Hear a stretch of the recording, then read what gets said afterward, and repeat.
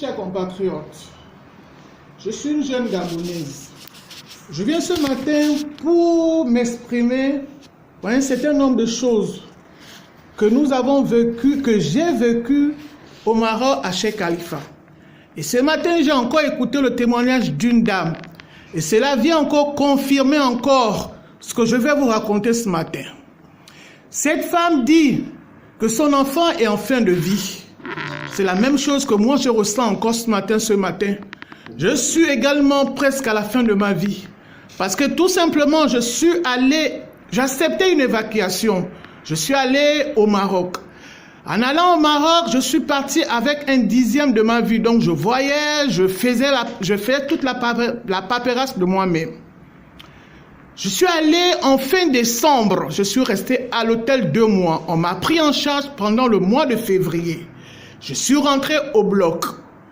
En allant du Gabon, il parlait d'une prolifération de l'œil.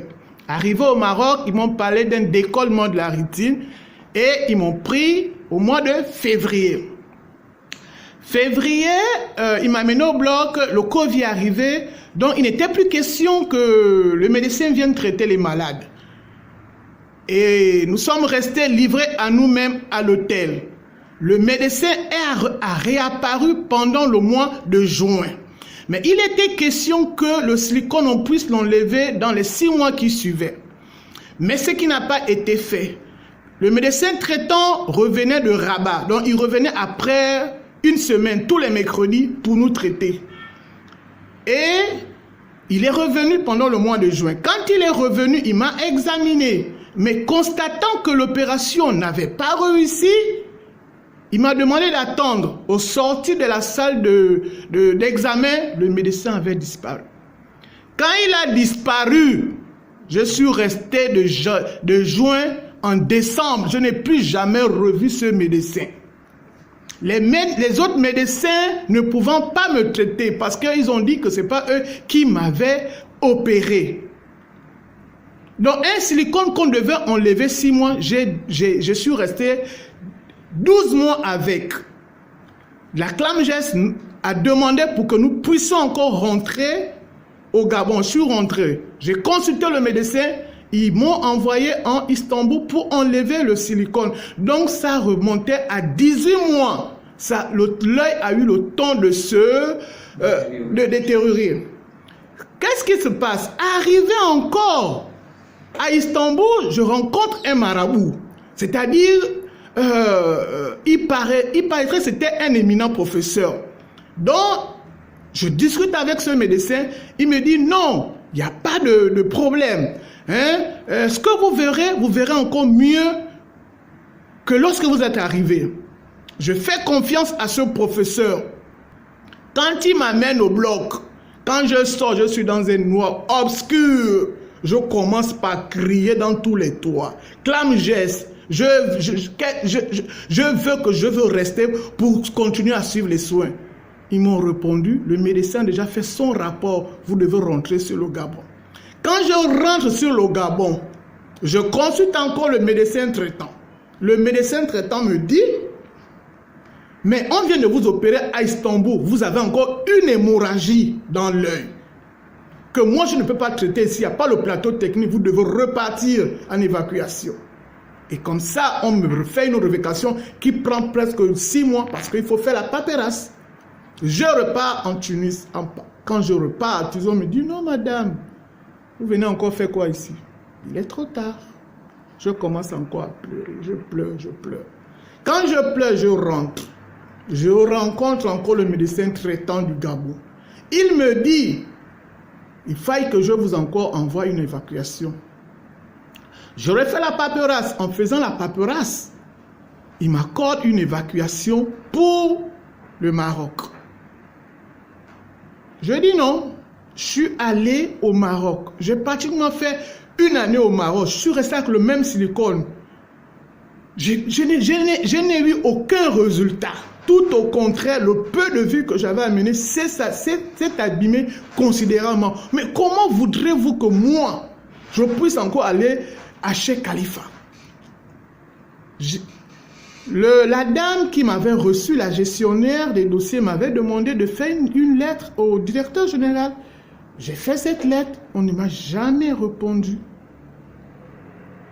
Je suis allé encore revoir le médecin traitant pour relancer ma demande. Il m'a encore redonné une demande d'évacuation. J'ai encore écrit à la CLAMGES. Ils m'ont encore accordé une autre évacuation pour le Maroc. Cette fois-ci, pour Maroc, mais Rabat. Mais le médecin qui me traitait revenait de Rabat. Donc, il n'y a pas de différence entre Casa et Rabat pour moi. Parce que c'est le même médecin de Rabat qui m'a traumatisé, qui a détruit ma vie. Qui a détruit ma vie, ma vue. Je n'ai plus de vie. Je n'ai plus de vie professionnelle. Je n'ai plus de vie familiale. Et on me demande encore aujourd'hui de repartir au Maroc. Madame la directrice, vous êtes une mère, une femme comme moi. La femme est le pilier d'une famille. Mais lorsque sa vue est détruite, qu'est-ce qu'elle peut apporter à ses enfants ou à sa famille? C'est pourquoi moi je viens aujourd'hui vers vous.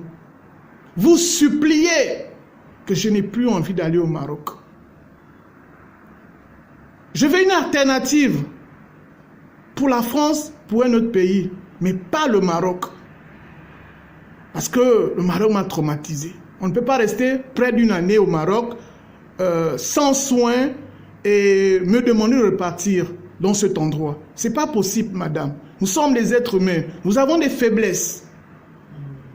Donc, ma vie est entre vos mains, madame. Vous êtes une mère. Je compte sur vous. Enfin, d'avoir un regard sur votre compatriote. Parce qu'il y en a qui en souffrent. Lorsque vous n'avez pas de vue, vous n'avez plus de vie. Et je voudrais que vous puissiez me sauver le peu qui me reste. Je vous remercie déjà d'avance. Merci, madame.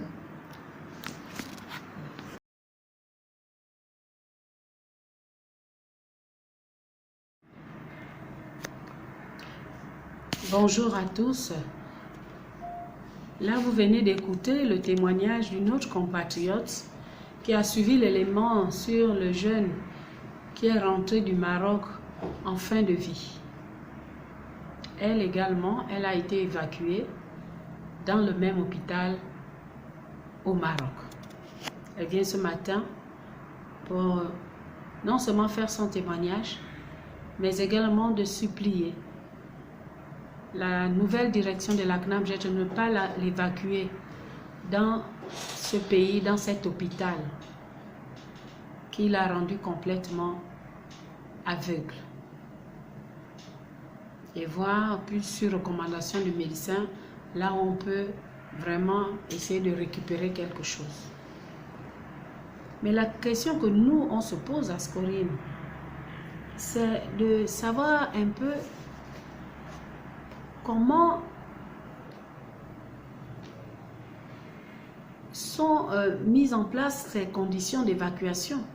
Ce que nous connaissons, c'est que lorsqu'on évacue un malade, c'est parce qu'on manque de plateau technique ou de compétences dans cette spécialité. Mais comment peut-on envoyer des malades qui reviennent toujours complètement pas guéris dans des structures, peut-être qui ne répondent pas? On ne sait pas, on ne comprend pas ce qui se passe. Et ce qui nous revient du Maroc, c'est que, même de la Tunisie, c'est que les malades sont logés dans des hôtels.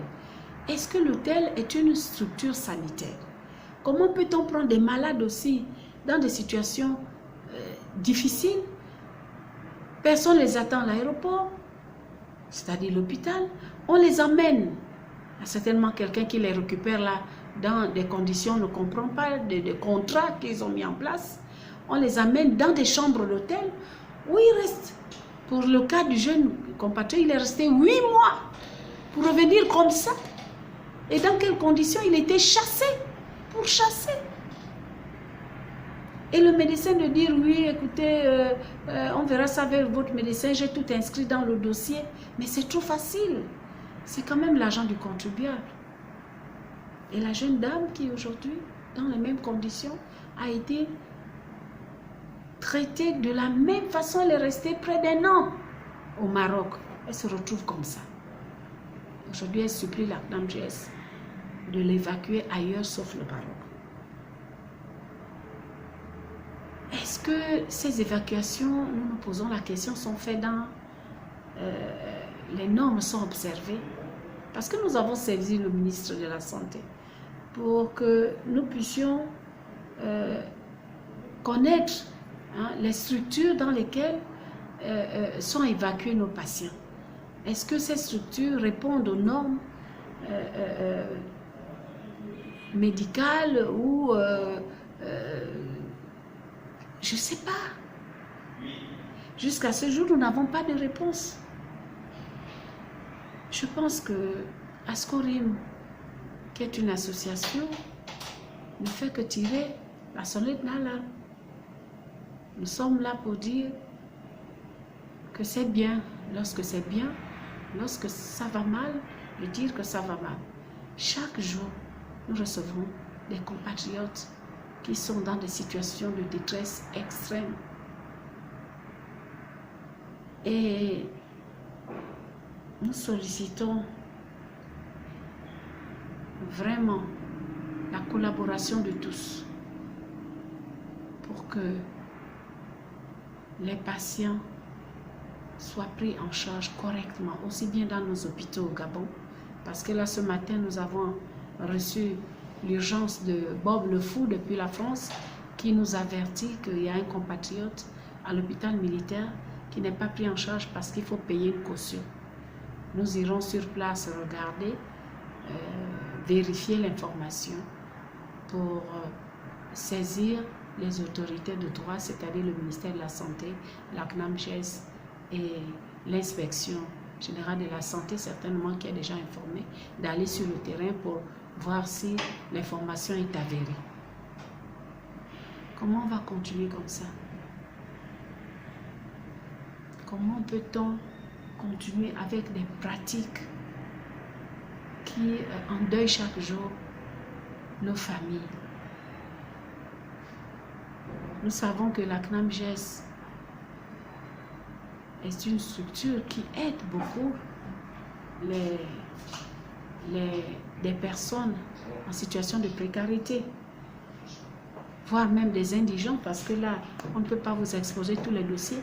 Tous les jours, il y a des compatriotes qui écrivent pour dire que voici les examens qu'on nous donne, malgré la carte CNAMJS, on ne peut pas les faire. Ça veut dire que c'est des personnes qui sont vouées à aller mourir, à la mort. Ils ne peuvent pas.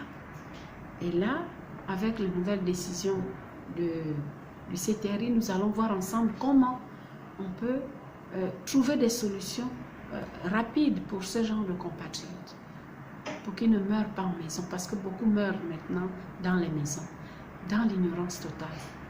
Le jeune homme qui est rentré du Maroc, il a abandonné à lui-même, sa mère ne travaille pas, il faut que l'État lui vienne en aide. Il faut qu'il meure dans des conditions acceptables. Et il faut que ça fasse école. On ne peut pas continuer à mettre de l'argent et les gens reviennent dans ces conditions de vie. On ne peut pas l'accepter. Il faut que ça change. Nous interpellons le ministère de la Santé de vraiment d'être, parce que c'est lui qui a la charge du ministère de la Santé. Il devrait avoir un regard pour savoir où vont les malades, quelles sont les structures, où on met l'argent, avoir un regard de contrôle. Et nous, la société civile citoyenne, on est là pour contrôler, pour voir si ça se passe bien. Ascorim n'a pas de moyens pour circuler. Nous sommes au quotidien en contact avec les compatriotes dans les hôpitaux, dans les quartiers, dans les provinces, dans les villages. Ils sont plus proches de nous. Et c'est à nous de faire notre rôle de sensibilisation. Mais là, on nous met un frein. Nous espérons qu'avec la nouvelle direction générale, nous allons avoir les moyens de nous déployer. Comme on dit souvent, il vaut mieux guérir, il vaut mieux prévenir que guérir. Parce que la guérison coûte plus cher. Non seulement à l'État, aux patients, mais à la famille. Ça endeuille les familles. Il faut bien qu'on se mette au travail tous pour changer le système sanitaire dans notre pays.